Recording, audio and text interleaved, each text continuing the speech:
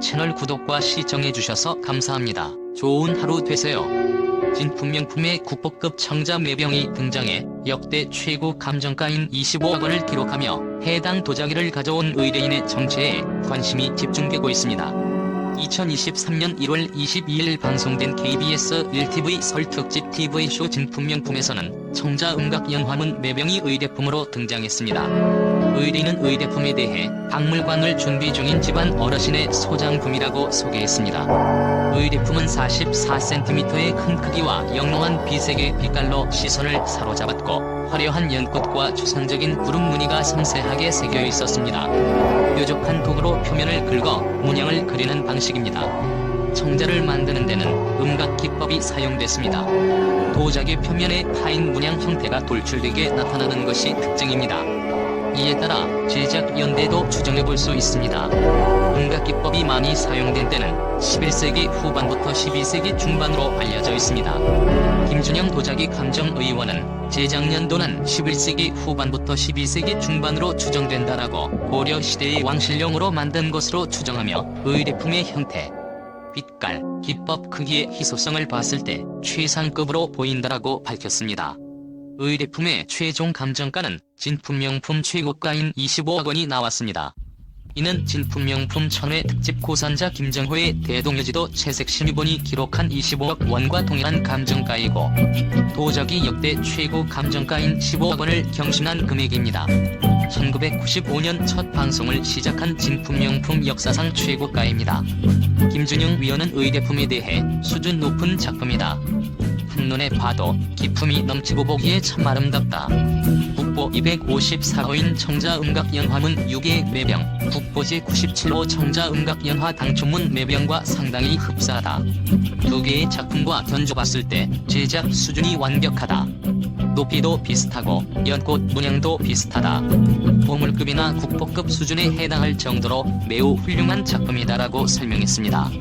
이런 감정 결과에 의뢰인은 국보급 보물이라고 하니 더 귀하게 여기고 잘 보관해야 할 것 같다라고 소감을 밝혔습니다. 해당 방송을 본 누리꾼들은 와 눈으로 봐도 신기하네. 가격도 가격이지만 오랜 세월 동안 땅속에 묻혔다면서 어떻게 변함이 없는지가 더 신기합니다. 감정 가격 보고 순간 입만 벌어지고 가만히 있었음. 저런 국가 보물은 잘 보관해주기를. 내 친구가 나름 도자를 굽고 있는데 저런 청자는 못 만들겠대. 몇 대를 거쳐 가업으로 있고 있는데도 고려 청자는 넘사벽이란다 등의 반응이 이어졌습니다. TV쇼 진품명품은 KBS 1TV에서 방송하는 TV 프로그램입니다. 첫 방송 당시에는 KBS 2TV에서 일요일 오후 5시에 방송되었습니다가 2000년 7월부터 KBS 1TV에서 방송 중입니다. 사실 단순히 골동품 감정 프로그램이라면 영국 BBC의 엔틱스 로드쇼를 비롯해 타국에도 있으며 1994년부터 방영되기 시작한 일본의 방송사 텔레비 도쿄에 무엇이든 감정단도 있습니다. 1995년 3월 5일부터 방송을 개시해서 현재까지 이어지고 있으며 방송 시간은 매주 일요일 오전 11시에서 12시. 2015년에 방송 20주년을 맞았으며 동년 5월 24일부로 1000회가 방영되었습니다. 기사 2023년 1월 현재 방송 28주년 1357회 진행 중인 장수 프로그램 중 하나입니다. 가격은 5인의 전문 감정단과 연예인 감정단의 사견에 따라 달라지는데 연예인 감정단은 그냥 이럴 것 같다는 추측이고 5인의 전문 감정단은 진짜 정밀하게 그 유물이 어느 정도의 가치가 있는지를 확인하고 토론하여 값을 내줍니다. 다만 TV의 한계상 감정 과정이 짧게 편집되기에 편견을 조장하는 측면이 있습니다. 일반인과 프로와의 차이가 느껴지는 부분.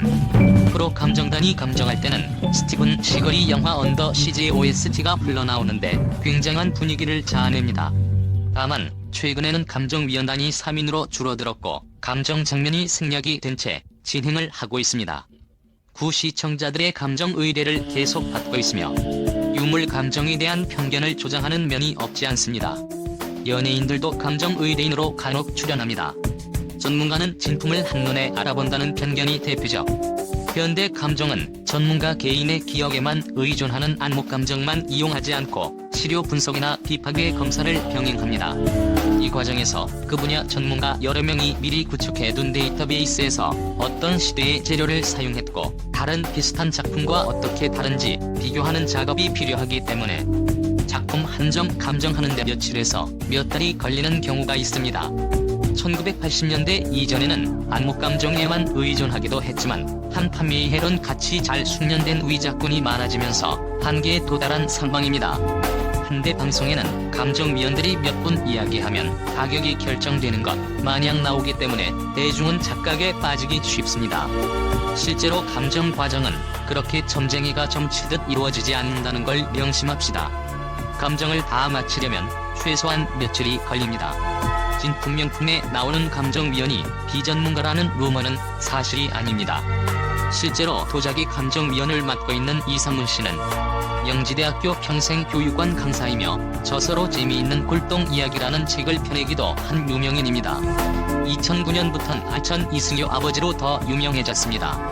그러나 이상문의 경우 명지대학교 정교수가 아닌 사회교육원 강사이며 미술사나 문화재학 학위가 없어 비전문가라는 비판이 틀리지는 않습니다. 그 외에도 대부분 30년 이상 현업에서 종사했던 분들을 감정위원으로 모신다고 합니다. 682회차 방송에 편전이 나왔을 때는 중유모형 문화재 47호 공시장인을 감정위원으로 모신 적도 있었습니다.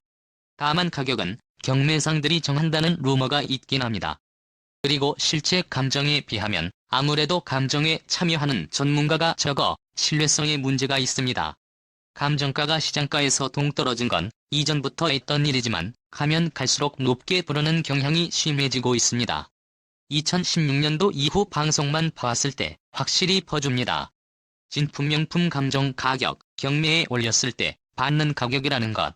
그렇기 때문에 감정가는 크게 신뢰할 필요가 없습니다.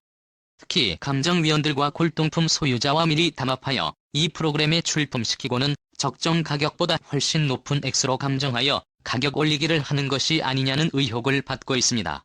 감정위원회에서 높은 비중을 차지하는 한국고미술협회 관계자들이 이런 사건으로 처벌을 받은 경우가 드물지 않았기 때문에 의심의 눈초리를 피하기 힘듭니다. 무엇보다 주말 황금 시간대에 물건의 가치를 직관적으로 알려주는 프로그램의 특성상 황금 만능주의 성향이 강하다는 측면은 부정하기 어렵습니다.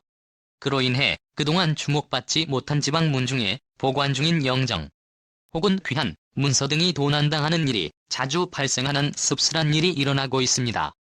채널 구독과 시청해주셔서 감사합니다. 좋은 하루 되세요.